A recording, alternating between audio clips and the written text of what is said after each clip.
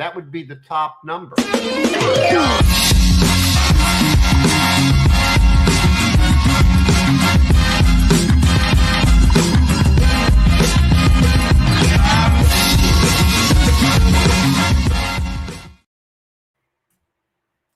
Hi guys, we're here with Marcus Allen Frishman. This is the Frishman live stream. We are here. We're broadcasting live. I'm in China. Marcus Math is in California. You're in California. The People's Republic of California, Los Angeles. Yes, we're here, Archie. And it's actually a very hot day in China. How is the weather in California? It's nighttime over there, isn't it? Well, California is a big place, so you have to specify the weather conditions are very different in Sacramento, San Francisco than Los Angeles and San Diego. We're over 100 degrees every day inland in Los Angeles, and we're in the high 80s in the central city and by the beaches. And it's going to get warmer next week. Yes, warmer, warmer, warmer. That's exactly what we like to hear there. Tell me, how has your week been? Talk to me. What's going on in your world? Well, things are good here. You know, the world isn't so good. Things are happening that are so negative. But we bring this show to people to lighten it up a bit, right? We bring it to put a smile on people's face. Even if they disagree with us, they can smile. And this show is about lifestyle. And of course, I'm Marcus Allen Frishman, and you're not. That's exactly it. You betcha. That's exactly what we like to hear on this stream. Tell me this. You mentioned last week that work was a little bit slow. Has work picked up for you? No, you know, I'm phasing out my consulting company. Well, I technically have closed it, but you always have existing moving forward clients. Yeah. And I'm an advisor now to a big major Washington, D.C. and L.A. and Sacramento-based firm that has put my name on their website with my bio as though it's going to impress people. But I don't get any real work from them, you know, because I have chosen to do no work.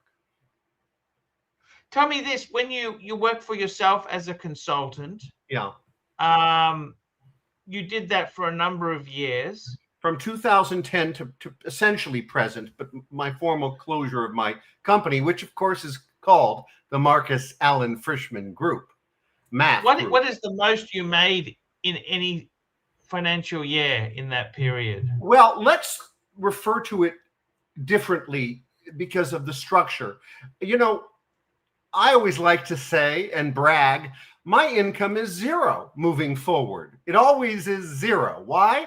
Because I get paid an advance flat fee to try and help people with the government, a problem with the government, a corporation or an individual. If there's an agency after you, whether it's the FBI, the Attorney General, the FDA, the tax agencies, whatever it is, licensing boards, I unbeat that egg. And I do it with a political component. And because I have no credentials, but have skills, I use my team of attorneys, CPAs, and lobbyists to impress you with their bio, but they don't do anything. I do all the work, and I have no credentials. But that's my structure. And I'll get paid an advance flat fee to try and help people. And then another fee at the end, even if unsuccessful, although that's only happened 4 times, and if successful, a win bonus. And I vowed when I left government service that I would never do a retainer, that I would never bill only for success, that I would never bill by the hour. Those thieves, those attorneys and consultants who do that are thieves. They take your money. They have no incentive to resolve a matter. I get paid once to try, and I won't get paid again till I'm successful. So to answer your question, it's more about that moment of the contract. The largest contract I've ever received was, I calculated to be $490,000.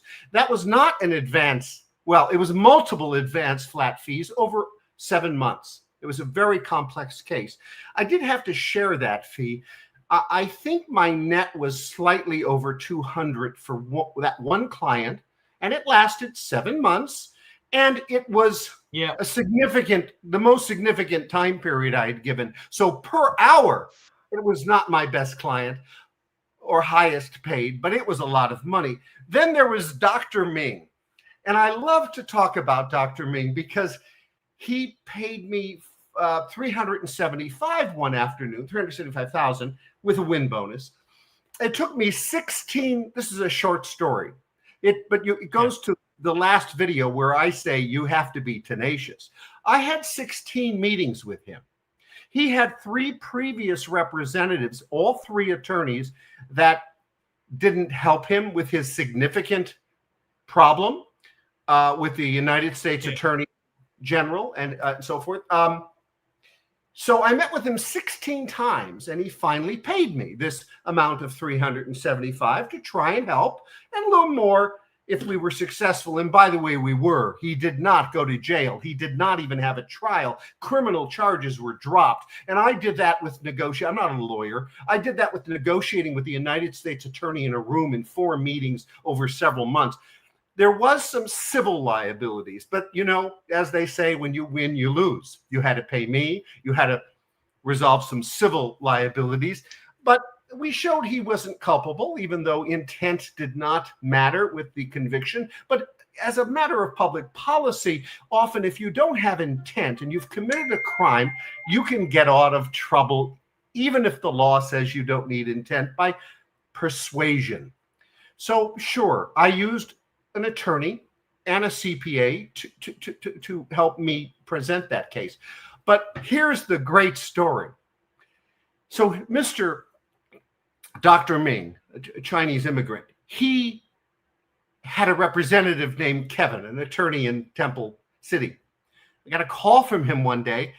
Kevin called, and I'm doing a deal with Kevin recently that failed, actually. Failed. It was a deal he tried to bring me in. Anyway, the point is, Kevin calls me, and I'm eating some ice cream at 31 Flavors in the San Fernando Valley of Los Angeles. And he says, Marcus, Dr. Ming misses you.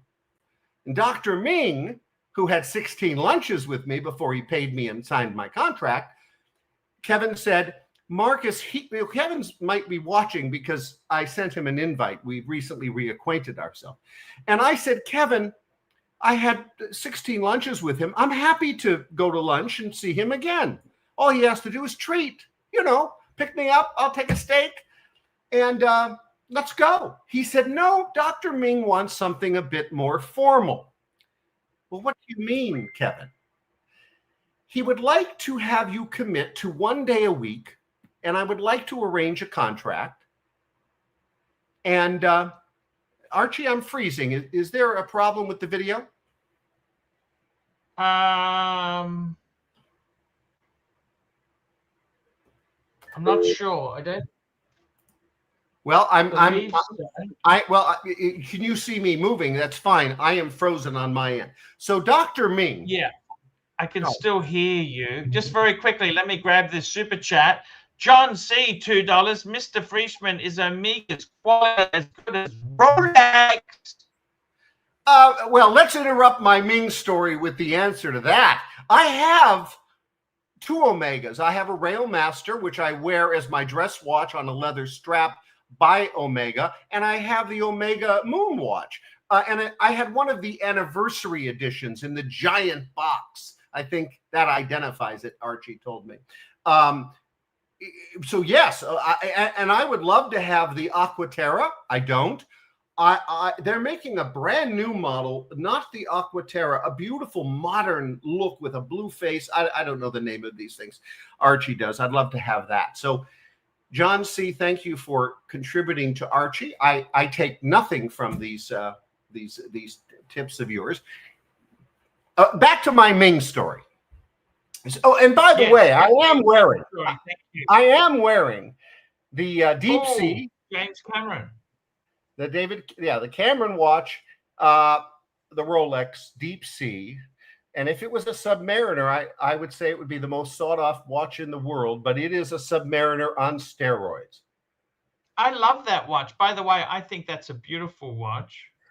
I actually traded my Submariner no date for this. So I handed them the Submariner no date and $5,000, and I got this. And I made $2,000 on the Submariner because I sold it. Yeah, I sold it for more than I paid for it. I believe I paid 8. I believe I sold it for 10. I believe this cost 15. And then I think he gave me a discount a bit. So that is the story of this watch. Fairly recent purchase, the last couple of years. So back to Dr. Ming. So I get a call from Kevin, his consulary. And Kevin, the consulary from Temple City, says, Dr. Ming misses you. He wants to have lunch. Sure, I can have lunch anytime, but he wants a formal structure. So I get a contract and a letter, and he says, I'm going to send it to you. But what he says in the call is, we're going to pay you $5,000 additional a month from the $375,000 he had paid me as an advance fee, which I did point out, I did split that with one partner. And despite the fact having several advisors on it, they were gratis. And then Dr. Ming paid me $5,000 a month, which is $1,250 a week. In the contract, I proposed he pay me $7, because why take the first offer? But he wouldn't agree to $7, so we stuck at $5, and my contract actually dedicated a full day to him, and I did it on the Sabbath. That I don't work on the Sabbath, so I thought, well, I'll just go to lunch with Dr. Ming, and I had only one criteria in the contract, that I wouldn't be taking to bad Chinese food in Temple City, that he would come to Pasadena, which was about the halfway point for driving, and meet me at Conrad's Cafe, an old-time cafe, so I could have a steak every Friday with some string beans. Boy, Conrad was closed during COVID and never returned. That is the Dr. Ming story. And did you help Dr. Ming? Yes, we canceled the criminal allegations against him. He was facing 25 years in jail for a Ponzi scheme. And in a Ponzi scheme, you don't need to have intent. You need to have just done it. He also was facing multiple other charges for operating an investment without a license. In America, you have to have these Series 7, Series 9. I forget what these licenses are called. Yes, that's for the... Well, let me tell you how much trouble you can get in. If you have any business at all, anything, I don't care if you're selling hot dogs, and you create a membership or something that connotes an investment because you used the word or you held yourself out as an investment, even if in fact it's not an investment, even if in fact it's not a scam, even if in fact it's not a Ponzi scheme, you're guilty, 25 years in jail. It's very similar to violating income tax statutes in America. If your CPA makes a mistake on your income tax, you didn't know it and he didn't know it, could be 5 years in jail for that mistake that was unintentional, because our laws are so specific, they don't require intent. But here's the thing. When you have a guy like me, who's not a lawyer, who doesn't argue the merits of the law, but goes in and tells a story and makes it human and tries to get you off based on good public policy using a political component, but not influence, you'll be able to get out of something that they didn't have to prove intent from, because they will say, look, we don't have the budget. We don't have the resources to go after good, God-fearing Christians who technically violated a law that would have put them in jail without intent. We're going to pass.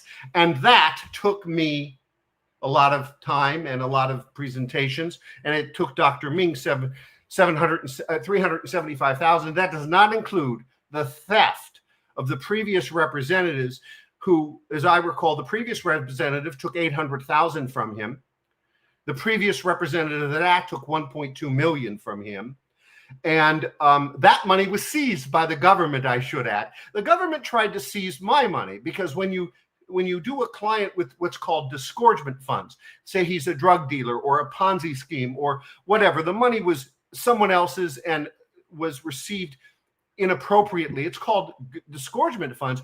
The only way you as a professional can keep that money is to show the court that it didn't come from him and it wasn't disgorgement funds. So I structured this very well.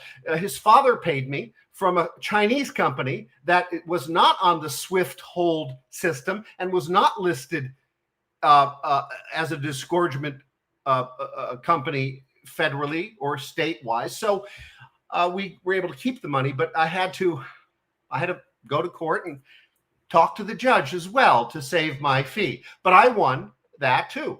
So and then he of course he paid me for lunch. And then, you know, I live in the Philippines 4 months a year since 2003 because I was forced to go as a government representative from the state of California. And then I got a life there. But what happened was it was time to go to the Philippines. And I was worried I wouldn't get my $5,000 if I didn't show up for lunch. So I bought Dr. Ming an iPad. And I sat with him at the last lunch and I said, Dr. Ming, this is how the iPad works. I'm going to be in the Philippines, but I'm going to be live on this iPad for our lunch. And Dr. Ming would hold court in this restaurant that I suggested, and he would bring 4 or 5 other people anyway. So he could put my video call on my seat. I wouldn't be eating lunch, of course, so he'd be saving, you know, $40.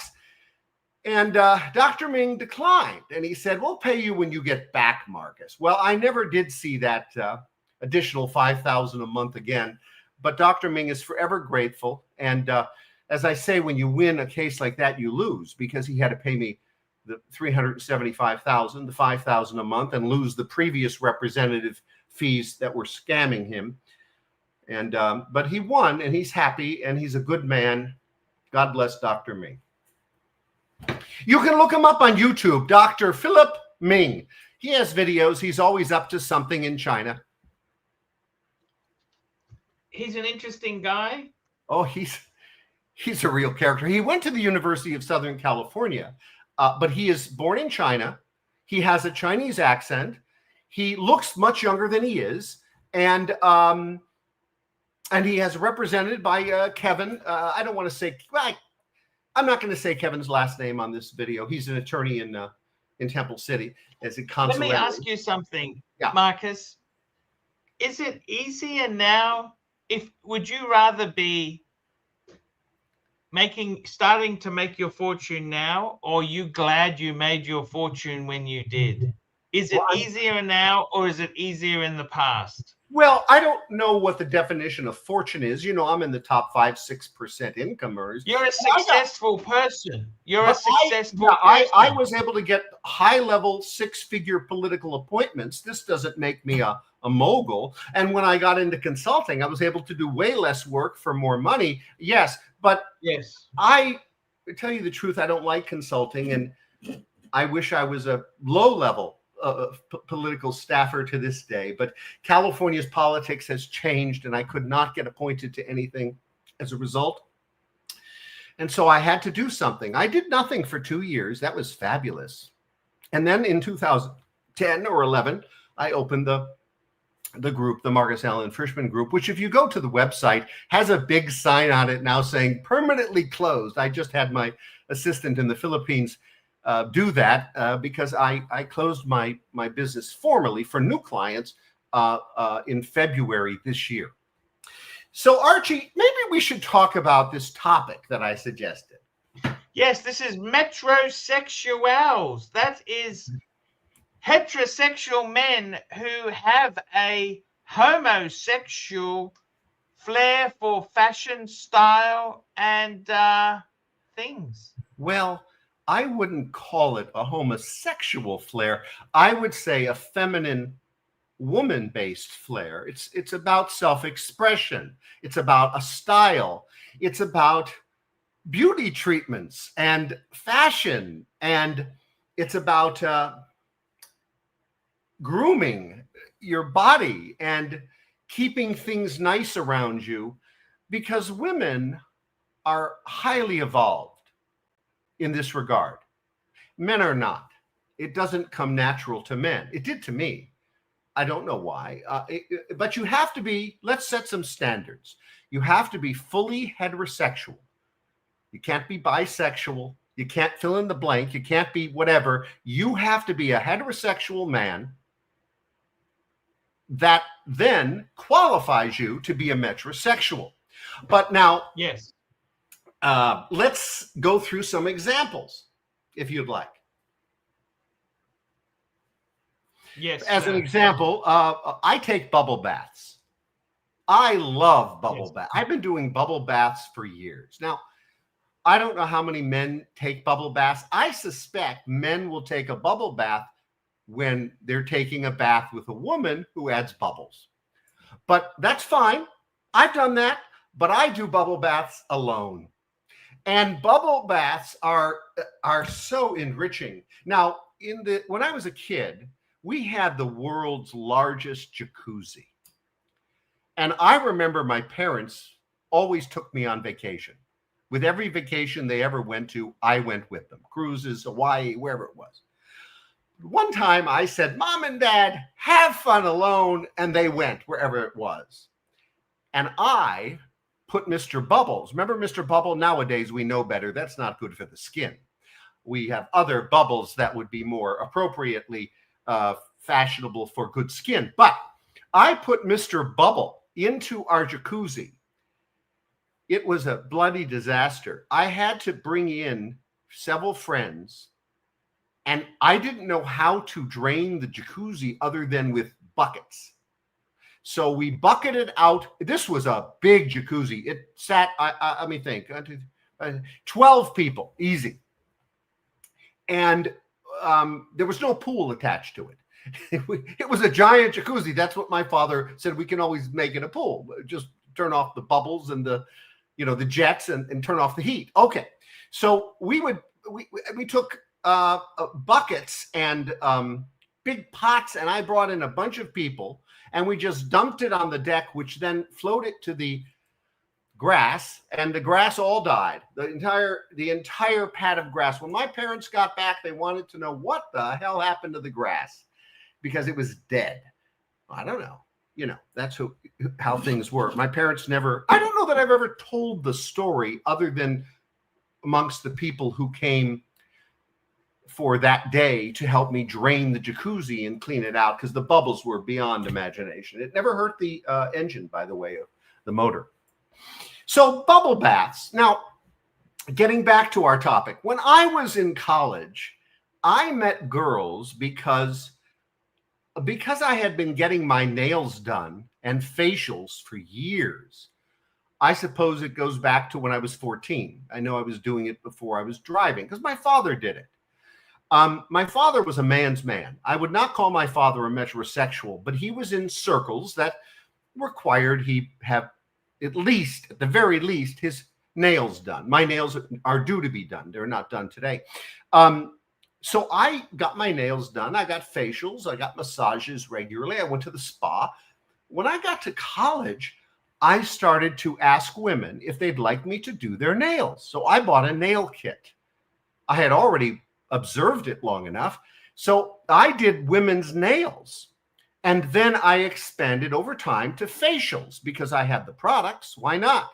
And I remember I expanded to facials with Allison Giannini, the granddaughter of the famous Bank of America was owned by a Giannini. It was owned by an individual before it became what it is. And she is the descendant. It was her grandfather who founded the bank, Giannini. Her name's Allison. My friend to this day lived in my house when her condo was being fixed in Century City. But the point is, I did her facial.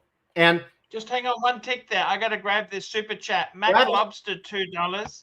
Smashing shirt today, Mr. Frishman. Remember, you've got to be bold. Thank you, Black Cat. You've got to be bold. You've got to be dynamic. You've got to have your own style. Even if people don't like the style, they'll remember it and they'll know, you're somebody with style, whether it's for them or not. It works. And go to the last video last week where we talked about components of success, at least how I viewed them. And they are very different. And we talked about that last week. So, you know, a friend of mine came to me. I'm not a drinker. I don't drink alcohol, but I have sipped everything. And that's why I don't drink alcohol. I've never found anything I liked. During the pandemic lockdown, we were desperate to do anything. So my best friend Travis said to me, Marcus, a man needs to have a drink, his own drink. So I put together a budget of $350 and I ordered a drink wherever I could. And in the end, the drink that I selected as my drink, although I've had two since then, you know, I'm not a drinker, was a pina colada. And when I told my friend Travis it was a pina colada, you know, and Travis, he'll drink a Cape Cod or some brandy. When I told him it was a pina colada with a little umbrella, a cherry, and a, you know, slice of pineapple, he made fun of me. Without being disparaging to homosexuals, he said, that's a gay drink. It's a phrase. Very quickly there, Black Cat 997, $5. Math, have you ever considered or been asked for as the successor to the Dos Equus beer commercials featuring the most interesting man in the world? Oh, that man, however, is not a metrosexual. I'm sorry to say that man is a brute of a man and therefore would not qualify. I would never qualify for that. Now, and I'm a puer eternus. I'm a forever boy. I would qualify to be Peter Pan. Okay. But not. 1 minute there. Next super chat, Naked Onion Mystery Tours, a podcast for women, $5. How many hours a day do you work on your goals? You know Edith. That's Edith at Naked Onion Mystery Tours, and they are a team of reasonable feminists who interviewed me once when I was famous on TikTok with nearly 4 million followers. They wanted to, and Edith has become a lifelong friend. She's a nurse. She's wonderful. Edith probably doesn't mean goals, because in my last video, I did say I've never really had goals. I've never had passion. I operate with whatever interests me at the moment, and I'm very sedentary. But I've been lucky. There are people that have goals that are never achieved. I really have not had goals. I did announce a goal on Archie's show. It's unique because I don't have goals. That was that I hope to have zero income by January 2026, zero business income, where I'm working for money. That's my plan. And I've closed my business, and now I'm just winding up existing clients, notwithstanding the fact a major consulting firm has put my name up on their site to help them promote their business. I am hoping my goal is zero income, 2026, January. So, no, I've not had goals, Edith. And I have a more detailed explanation of that in the last week's video. We do a show a week. We got John C, $2. Mr. Frishman, thoughts on the USC versus UCLA rivalry? Well, you know, that rivalry is sports-based. And the only sports that I've ever been interested in watching has been ice skating, because I was going to become an Olympian in ice skating, and that's a story in itself, and badminton, because I actually played it in college. So I'm not part of those other sports rivalries, and that may be what also makes me a metrosexual, fully heterosexual male that has a bit more feminine positive qualities. But I will tell you this much, because I went to USC, as you know. I went to Harvard. I went to Yale. I went to Pepperdine. I went to Moore Park Community College. I graduated USC, political science. If they would have given me a minor, I would have had it in psychology. USC is in a very bad neighborhood. It has never been a good neighborhood. The gangs and the criminals live there. UCLA is in the wealthiest neighborhoods of California. They are 25 minutes apart, 30 minutes apart in driving with no traffic. So we used to like to say that all of our neighbors in South Central Los Angeles would go to UCLA and rob them. We were always safer at USC because they never gave us any trouble down there. The criminals and the gang members always did their business on the west side of Los Angeles, right where UCLA is. Although I have to say, my medical insurance is UCLA Hospital, the Ronald Reagan Hospital, and the LA Care insurance policy that surrounds it, although I have no known medical conditions. So I don't think my answer was adequate, but I'm sorry. Another super chat. Scott Conway, $10. Marcus, I remember when we were kids, you were always the best dressed kid in the room. You know, I believe that. Okay, so this guy, Scott, is my, let me think, is my oldest lasting friend. I met him in junior high school. We actually were homeschooled of sorts. And then I went to A.E. Wright Middle School, and Scott went to, I don't know where he went to junior high, but he may have then gone to Canoga Park High School. But Scott is right. I was voted the best dressed in high school year after year, and I was voted the best hair. I had beautiful hair. And by the way, that goes back to the metrosexual stuff. Who carries a brush? What man in this viewing audience? I carry a brush. My hair looks perfect all the time because I have a brush. I also use a spray. People think, because I've seen the comments, that I have some treatment or fake hair. I have never had a medical or medicinal care to my hair. This is natural. It is thinning. I've been thinning since college graduation year when I began taking Propecia, finasteride, minoxidil, and hair thickening and scalp cleansing products. But they're all over the counter. I think one of them used to be prescriptive.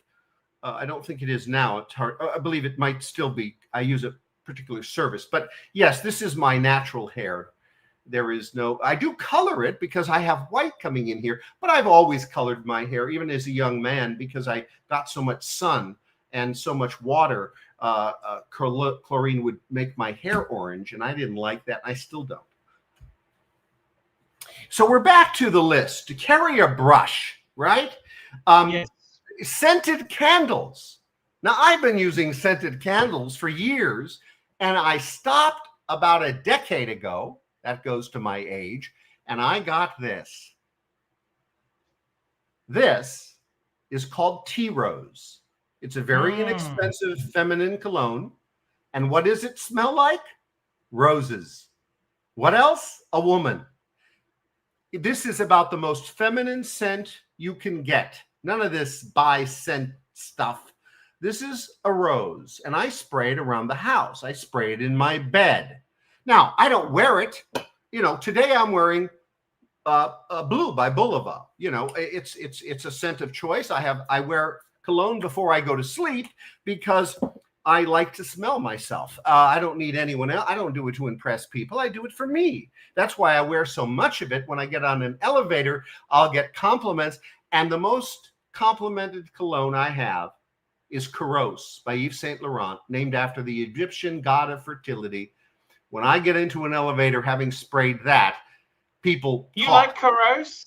Yes, it's my That's favorite. the white bottle, isn't it?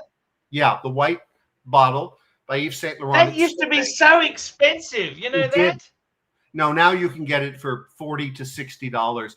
It is fabulous. This is a scent that actually reminds me. This is called BLV by Bulova, and it reminds me of a girlfriend. That's Bulgari. Bulgari. She bought it for Bulova, me. Bulgari. I spray it and I think of her. You know, what can I tell you? Hopefully, Yes, Miss here's an Winkle. old scent. You want to see an old scent I've got here? This is Hugo Boss #1. Oh, that's a good one. No, that's a good one. Is that expensive now? I don't think so, right? No. It reminds me of that churros butt. You know what I mean? Yeah, there are so many department store scents that are now at, the drugstore that are really worthy. That used to be so expensive. Yeah. What went wrong? I don't know. People look. I bought a couple of expensive scents that are in recently because I got a letter from my credit card company at Saks Fifth Avenue and Neiman Marcus saying if I didn't use the card, they would cancel me. So I bought 2 expensive colognes to resolve that problem at Saks Fifth Avenue and Neiman Marcus, Beverly Hills, and they shipped it to the house. I got those letters very recently. I'm getting those letters from credit card companies because I'm not using the cards. But you have to have a trademark. A man should have his trademark thing. Now, if you ask people that know me, what's Marcus's trademark? They'd say it's a color. Marcus, his accessories are sometimes red. He likes red. I love red. It's my favorite color next to purple. And my wallet is red. My phone, give you an example. My phone case is red. I like red accessories. It's my signature color. You have to have a signature something that identifies you. And only metrosexuals do that. Please don't confuse being gay as metrosexual. There is a distinctive difference. There's many similarities. I will concede that, but that would take another show to explain the divide. But just trust me, it's empirical fact. There is no connection to the sexuality other than a metrosexual is, in fact, fully heterosexual without a doubt. Good point. Now, do you watch cat videos? I think men who watch cat videos are participating in metrosexual activity.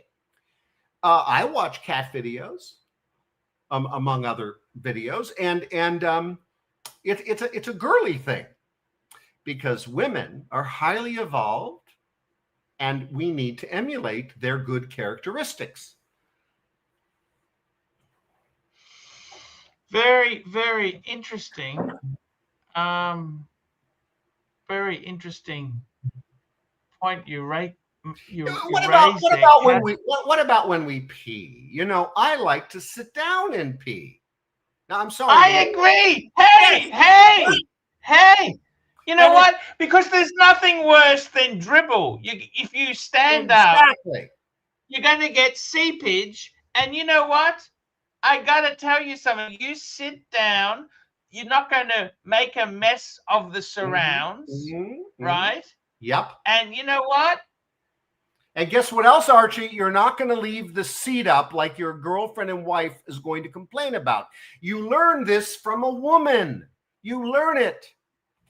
My gosh, Marcus, and there's nothing worse than you. I don't know about you, but even if you stand up, you always have a bit of seepage in that there. Yes. It's not good. It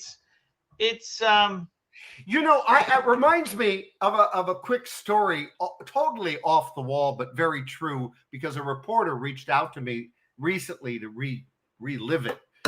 There was a lawsuit by an employee against my boss. I always had a boss because I'm appointed, they're elected. And the lawsuit against my boss alleged a sexual component. He was fully heterosexual, and this male liar who sued him caused all sorts of trouble and ultimately got a nice settlement because the state of California settles, they don't fight. But nonetheless, one of the questions I was asked in the deposition was about why the boss would go into the toilet with a staff members and then proceed to yank, hope that's not the wrong word, yank the tissues before peeing at the stall. I was asked this question in a deposition. They were alluding to that having some connection to some sexual activity with this staff member that was alleging it in the lawsuit. So I killed the thought by saying, look, I did some checking. I'm aware that my boss would grab the tissues before he went to the urinal because we did meetings in the bathroom. That was an odd enough explanation as well that I had to explain. But nonetheless, staying focused, the tissue. I surmised that uncircumcised men, when they pee standing up, their dribble is accentuated, becomes unhygienic, and they must, in fact, wipe like a woman. Where most men don't really wipe, it's more of a shake. Would you agree to that, Archie? That's how I answered it in the deposition, and of course, the whole room fell apart. But it was true, I thought. You've had some interesting cases there with dribble and that there. Well, that was crazy. This guy, Jonathan, he sues the boss. Yes. I've got to ask you something there. Being a metrosexual, that also implies there you've had a good taste on fashion and accessories. We've had people come out and said you were always... Was that your mother who dressed you? Because it's mainly the mother who does that, isn't it? Oh, yes. My mother would dress me many times in suits. And we bought my clothes at Saks Fifth Avenue. During college, I gravitated toward Ralph Lauren. I would not wear anything but underwear and socks that was not Ralph Lauren. If it was not Ralph Lauren and it was not underwear or socks, I would not wear it.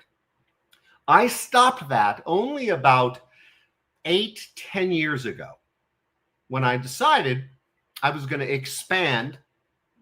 We're not getting any younger, and you do have to evolve. Sure, I wear Ralph Lauren. It's my number one go-to, but I don't limit it to only Ralph Lauren. But I did. And my mother, she would take me to Saks Fifth Avenue growing up, put me in a suit. That's why there was a joke around that. There was a joke. I've heard it many times. My friend Alan, who might be watching, will tell you, because he's repeated it the other night, that people always said Marcus had three-piece pajamas because I wore three-piece suits even when they were out of fashion. I still wear suits, obviously. I won't meet a client or do business without a jacket and tie on. And that's not a sports jacket. It's a full suit because that's how a gentleman presents himself in business. Does that answer your question? So yes, I've always been focused on more traditional fashions. I wear penny loafers still. I don't like pants. I never have. So when I'm not in a suit, I am in shorts, and I have very few pants. Actually, I have 4 pairs now in the current count. I may have in my life had as many as 6 pairs of pants. Remember, I live, when I say 6 at a time, I live in Southern California. Shorts can be worn all year round. On the coldest days even, I won't hesitate to put on a top coat. You know what a top coat is. They wear them in New York City, not so much in LA, over my shorts. It's my look. And I wear hard leather shoes with shorts, penny loafers with real pennies in them. So, and not all the time. I have, as I say, evolved away from very strict standards, and I'm a little more loose. As you can see, I'm wearing Hawaiian shirts on this show or bowling shirts because it's bright, it's colorful. Excellent. They stand out and give you a strong identity. We've also got another super chats come through. Yankee Doodle, $2. Okay. What are your thoughts on a toilet bidet? Oh, well, in the People's Republic of California, I don't use too many public restrooms, but I do drink a lot. So every now and then, when I say drink, it's iced tea or Diet Coke, I have to pee. I have a pretty strong bladder, but I also have very long lunges. So occasionally there's a departure pee. I have not seen a bidet in any public place in California.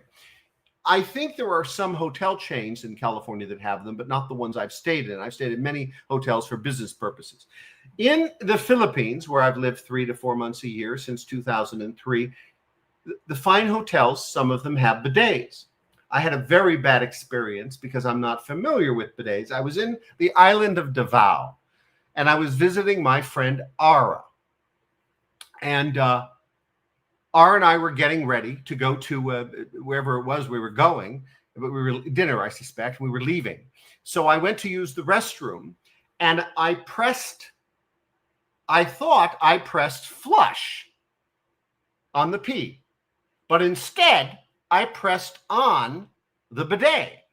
And the bidet stream, while it shoots at a distance, is quite light. It's silent. And it was affixed to the toilet.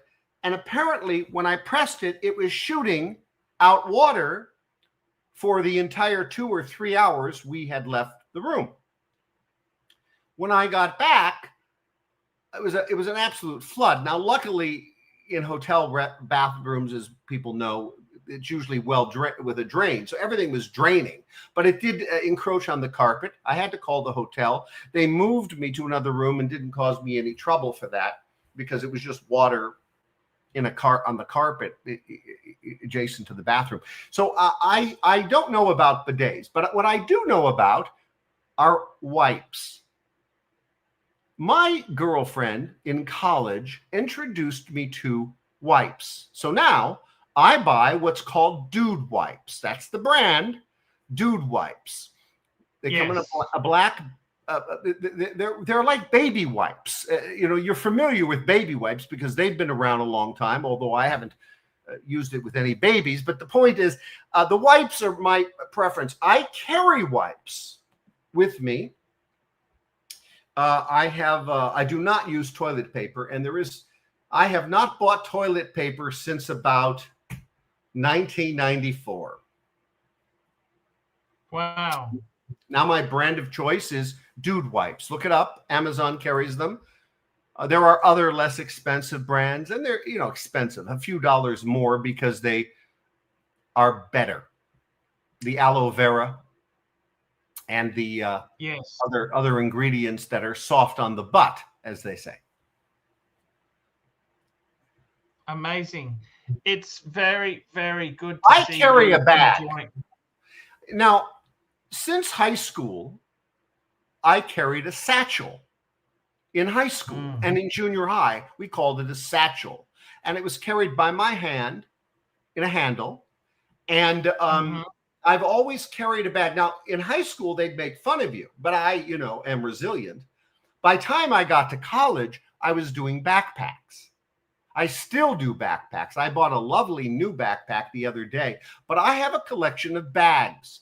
Almost all of them could be called Crosby bags, or very, very small briefcases with a collar holder, over the shoulder strap. And I get them from Coach, Ralph Lauren, Yves Saint Laurent. I have bought them all and a lot of independent brands, and I prefer leather. I like leather. So I carry a bag wherever I go. And I have a bag various bags. We've got another super chat. John C. here, $2. Arch, life is short. Why not live abroad for a bit? Totally agree with it. I've got to tell you something.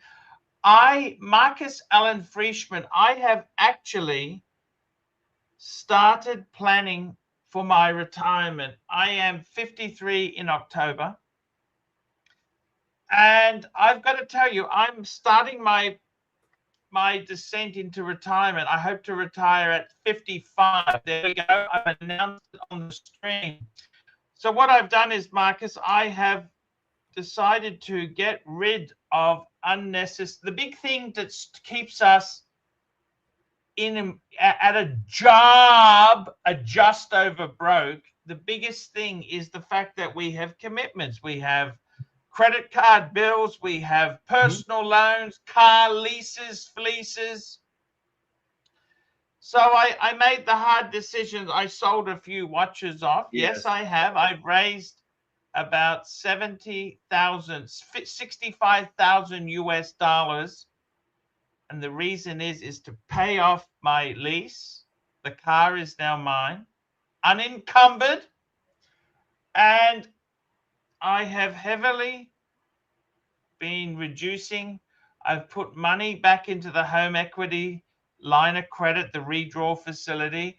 And the reason is because I want to start going and living overseas. I do want to do this. And what I want to do is, You like Marcus, Bangkok, don't you? look, Bangkok is actually an expensive city now. It is no longer cheap. But I am looking at some options.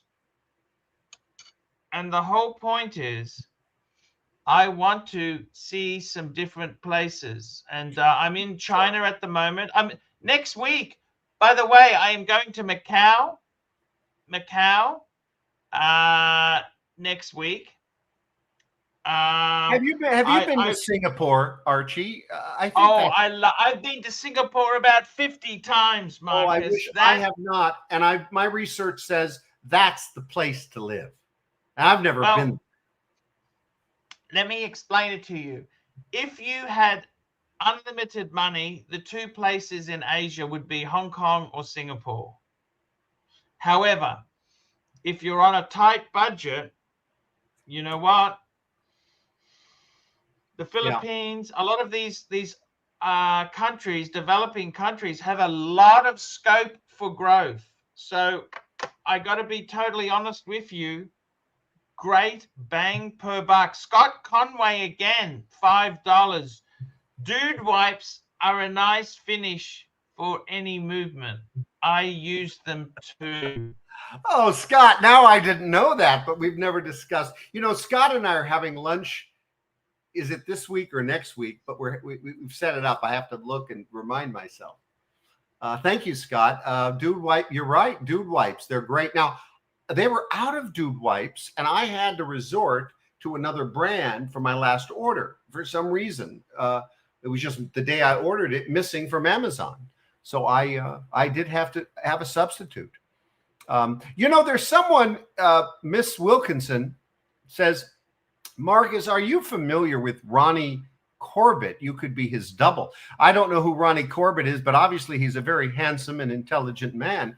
That was from a British sitcom. That's a British. We'll have to look that up. Yeah, Ronnie. I read all the comments. It was called the two Ronnies. You know, in Tommy Bahama, I have only one Tommy Bahama shirt because they're made of silk. They're high quality, they say. And I bought one when I was in the mood to go Hawaiian. But look, silk, it just doesn't hold up. It doesn't look good after a while. Sadly, the less expensive brand shirts will hold up better, particularly when you're a bachelor and you rely on a housekeeper. You can't have her iron. I don't send laundry out anymore. I have my housekeeper do it. For years, I sent my underwear out, my towels out, years, decades. And then I got up and I said, I'm not going to spend $500 a month any longer on laundry. I am going to have my housekeeper do it. And she does, but she does not iron. I've never asked her to do that anyway. I bet she would if I asked. So I buy everything that has this magical coating, 100% cotton, but it doesn't wrinkle. You can get it in shirts. All the fine dress shirts now do it. Really, the upscale brand names do it in dress shirts. So I don't have to have my dress shirt pressed anymore. I only wear a white dress shirt with a suit, and they are as crisp with a nice crisp, crease down the arm. And just right out of the dryer. And that's how my shorts are. That's how my pants are. That's how my T-shirts are. Nothing gets ironed because it doesn't need it. You have to know how to shop it. Tommy Bahama doesn't fit that level of care, but they are beautiful. And I do have one that I wear on a special occasion. I get invited to a luau once a year, believe it or not, in Los Angeles. It's been going on for years and years. And I wear the Tommy Bahama shirt there That is fantastic. Give me some quick 5 top tip metrosexual tips. Well, we went through the some of the things that would clearly identify you as a metrosexual, but in general, it is all about grooming and style and beauty. For instance, I have a lot of skincare products. I use Retin-A on my face since college. I have it. I use it daily. Now, when you get older, your skin becomes a little bit thinner. So in the recent years, I have diluted my prescription Retin-A cream with a Retin-A over-the-counter product that I intensify with my prescription so that it is actually diluting the prescription, because Retin-A will make your skin wrinkles go away. In fact, it's a vitamin A derivative. It is the only thing proven by the FDA to cancel wrinkles and remove freckles and even your skin tone. None of this stuff called collagen or vitamin D do that. Vitamin E, collagen, vitamin C. They do things, but they don't do that. They generally moisturize and make your skin more even colored. But I'm telling you, the best product for skin is Retin-A. Either buy it over the counter. But remember, the reason the high-end facial product companies like Estee Lauder canceled Retin-A almost as quickly as it came out years ago is because it would flake your skin. And women who used that product didn't understand it, didn't know how to use it. You must have a moisturizer on your face after you use Retin-A daily, and that moisturizer must be water-based. It's hard to find a water-based moisturizer. You're going to break out depending upon your skin types. You never want to put, I don't care if you don't break out, you never want to put an oil-based moisturizer on your face. I don't care what they tell you. Find a water-based moisturizer, and that's an absolute necessity if you use Retin-A daily, as I do. So Retin-A is a significant product. And then pure aloe vera. The most underrated skin moisturizer in the world, coconut oil. Why coconut oil? Because people don't like coconut oil. This is my last cream suggestion. But people don't like coconut oil because when they put it on their skin, they say, oh, it dries. It doesn't feel like it's moisturizing. The fact is, the molecular structure of coconut oil is so small, so tiny, that it actually goes into the skin, pumps it up with moisturizer, but your skin's not greasy like it would be. Take an extreme, go to massage oil, mineral oil. Mineral oil is the base of most of the crap that you buy. Look it up. Go to the store, pick up a lotion, and you'll see it's full of mineral oil. Why? Because it's greasy and slimy and feels good. Mineral oil does not absorb into the skin. It evaporates. It does absolutely nothing but dry your skin out, and that's why you have to keep using it.